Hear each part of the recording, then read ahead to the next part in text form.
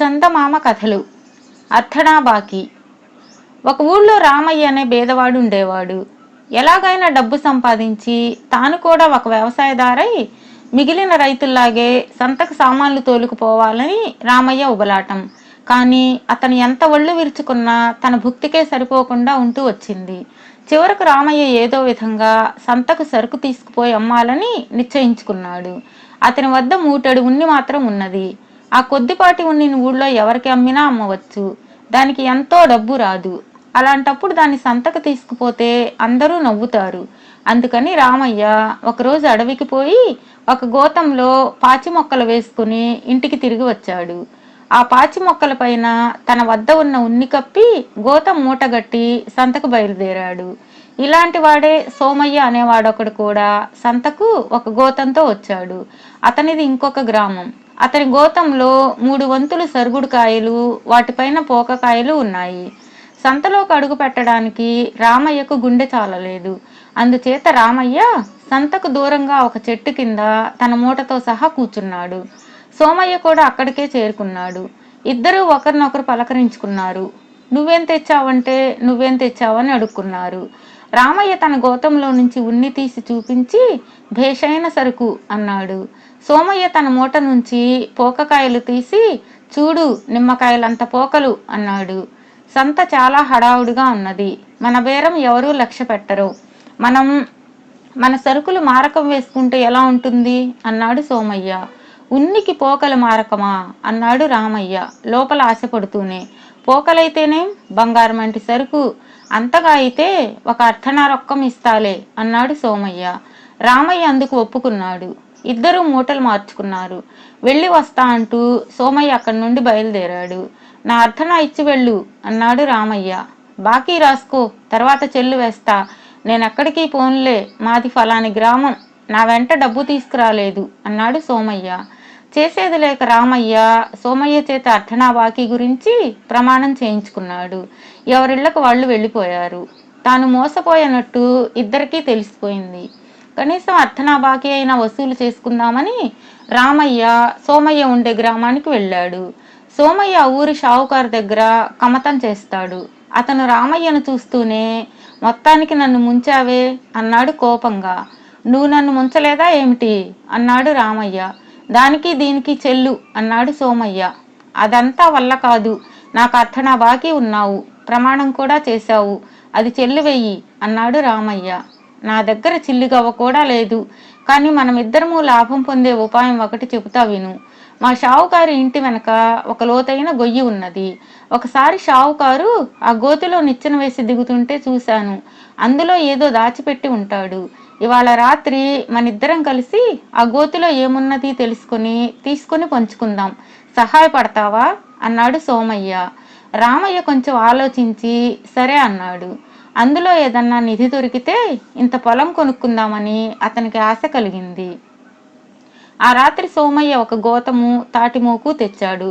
అర్ధరాత్రి వేళ ఇద్దరూ షావుకారు గారి దొడ్లో ప్రవేశించారు. రామయ్య మోకు పట్టుకున్నాడు. సోమయ్య గోతంతో సహా మోకు పట్టుకొని గోతిలోకి దిగాడు. అతను ఎంత వెతికినా గోతిలో మట్టి తప్ప ఏమీ కనిపించలేదు. ఈ రామయ్య గడుసుముండా కొడుకు, ఏమీ లేదంటే మోకు గోతిలో పారేసి చక్కా పోతాడేమో, అందుచేత యుక్తిగా పైకి వెళ్ళాలి అనుకుని సోమయ్య తాను గోతంలో కూర్చుని గోతాన్ని మోకుకు కట్టి, ఇదిగో ఇక్కడ ఉన్నదంతా గోతంలో కట్టాను, దాన్ని పైకి లాక్కుని మళ్ళీ మోకు లోపలికి వేసి నన్ను కూడా లాగు అని కేక పెట్టాడు. రామయ్య ఉత్సాహంతో గోతాన్ని పైకి లాగాడు. ఈ సోమయ్య నమ్మదగిన మనిషి కాదు, వాడికి ఇందులో ఎందుకు భాగం పెట్టాలి, వాణ్ణి ఈ గోతులు అఘోరించని అనుకుని రామయ్య మూట వీపున వేసుకుని తన గ్రామానికి నడవసాగాడు. అందులో సోమయ్య ఉన్న సంగతి రామయ్యకు తెలియదు. కొంత దూరం పోయాక మూట బరువనిపించి రామయ్య దాన్ని దించాడు. వెంటనే సోమయ్య మూట విప్పుకొని బయటకు వచ్చాడు. దుర్మార్గుడా, నన్ను మళ్ళీ మోసం చేశావా అన్నాడు రామయ్య. నీ మంచితనం ఏమైంది? నిధిలో నాకు వంతు లేకుండా అంతా కాజేయాలని చూడలేదా? దానికి దీనికి చెల్లు అన్నాడు సోమయ్య. అదంతా వల్ల కాదు, నాకు అర్థనా బాకీ ఉన్నావు, ప్రమాణం కూడా చేశావు అన్నాడు రామయ్య. నేను కాదన్నానా? నా దగ్గర ఉన్నప్పుడు వసూలు చేసుకో అన్నాడు సోమయ్య. ఎవరి దారిన వాళ్ళు వెళ్ళిపోయారు. తరువాత కొంతకాలానికి సోమయ్యకు పెళ్లి అయింది. పెళ్ళాం కొంత డబ్బు తెచ్చింది. సోమయ్య కమతం మానేసి కొంత పొలం కొనుక్కొని వ్యవసాయం ప్రారంభించాడు. అది బాగా లాభించింది. ఊరి బయట ఇల్లు వేశాడు. రామయ్య మటుకు ఎప్పట్లాగే ఒళ్ళు విరుచుకొని కష్టించి పొట్ట పోసుకుంటున్నాడు. ఒకనాడు అతనికి సోమయ్య బాకీ ఉన్న అర్ధన జ్ఞాపకం వచ్చింది. అది వసూలు చేసుకోవడానికి సోమయ్య ఉండే గ్రామానికి బయలుదేరాడు రామయ్య. సోమయ్య తన ఇంటి పంచలో కూర్చుని ఉండగా రామయ్య వస్తుండడం కనపడింది. వెంటనే అతను లోపలికి వెళ్ళి భార్యతో, ఒసేయ్, బాకీదారు రామయ్య వస్తున్నాడు.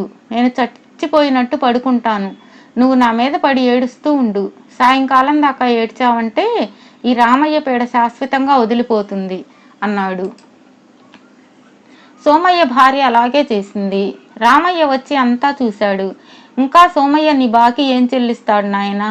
సోమయ్యకు అన్ని రుణాలు తీరిపోయాయి అంటూ సోమయ్య భార్య రాగాలు పెట్టసాగింది. అయ్యో, సోమయ్య నాకు దీర్ఘ స్నేహితుడు. అతనికి ఉత్తర క్రియలు చేయించి మరీ వెళతాను. మేమిద్దరము కలిసి చేసిన వ్యవహారాలు బోలెడున్నాయి అన్నాడు రామయ్య. ఆయన ఇంటి బయట నిలబడి దారిపోయే వాళ్ల ద్వారా శవవాహకుల కోసం కబురు చేశాడు. వాళ్ళు వచ్చారు. నా బంధువులంతా వచ్చిన దాకా శవాన్ని శ్మశానానికి తీసుకుపోవడానికి వీల్లేదు అన్నది సోమయ్య భార్య. సూర్యాస్తమయం దాటింది. రామయ్య వెళ్ళిపోలేదు. ఇరుగు పొరుగిళ్ల వాళ్ళు వచ్చి భోజనం చేయడానికి లేదు, అందుచేత వెంటనే శవాన్ని పాడుబడిన గుళ్ళోకి చేర్చండి అన్నారు. శవజాగారం ఎవరు చేస్తారు? నేను ఈ శవంతో ఒంటిగా ఆ పాడుబడ్డ ఆలయంలో తెల్లవార్లు ఉండలేను అన్నది సోమయ్య భార్య. అందుకు నేనున్నానుగా. నా దీర్ఘమిత్రుడి శవాన్ని రాత్రల్లా నేనే చూసుకుంటాను అన్నాడు రామయ్య. సోమయ్య భార్య రహస్యంగా భర్తతో, ఇప్పుడేం చేయాలి అన్నది. గుడికి తీసుకుపోని, భయం లేదులే అన్నాడు సోమయ్య. అతన్ని శవవాహకులు గుడిలో చేర్చి వెళ్ళిపోయారు. రామయ్య శవజాగారం ప్రారంభించాడు. అర్ధరాత్రి అయింది. గుడి బయట మనుషుల సందడి అయింది. రామయ్య చప్పున గర్భగుడిలోకి వెళ్ళి దాక్కున్నాడు. కొద్దిసేపట్లో 4 దొంగలు గుడిలోకి వచ్చారు. వాళ్ళ నాయకుడు ఒక మూట దించాడు. అందులో నుంచి ఖరీదైన నగలు, డబ్బు తీసి 4 కుప్పలుగా చేశాడు. ఆ వస్తువులలో ఒక కత్తి కూడా ఉన్నది. దీన్ని ఎవరు తీసుకుంటారు అని దొంగల నాయకుడు అడిగాడు. దొంగలు, అది పనికి మాలిన కత్తి, మాకొద్దు అన్నారు. కాదు, ఇది భేషైన కత్తి. కావలిస్తే ఒక్క వేటన ఈ శవాన్ని 2గా తెగేసి చూపుతాను అంటూ దొంగల నాయకుడు కత్తి తీసుకుని సోమయ్యను సమీపించాడు. వెంటనే సోమయ్య లేచి నిలబడి, ఏ భూతాలు, మీరంతా ఎక్కడ చచ్చారు అని అరిచాడు. మంత్రం వేసినట్టుగా దొంగలంతా మాయమయ్యారు. ఈ సంగతి తెలుసుకుని రామయ్య యువతలకు వచ్చాడు. చూసావా, మన పంట పండింది. ఇదంతా పంచుకుందాం పట్టు అన్నాడు సోమయ్య. దొంగలు దోచిన సొమ్మంతా పంచుకోవడం పూర్తి అయింది. అంతా బాగానే ఉంది. నా అర్థనా మాట ఏమిటి అన్నాడు రామయ్య. ఇద్దరూ తగాదా పడసాగారు. ఈ లోపల దొంగలు చాలా దూరం పారిపోయి ఒక చోట ఆగారు. దొంగల నాయకుడు తన అనుచరులతో, మనం ఇవాళ చాలా నామర్దా పని చేశాం. మహామహా యోధులకు కూడా భయపడని మనం దడుచుకొని అంత సొమ్ము వదిలేసి వచ్చాం.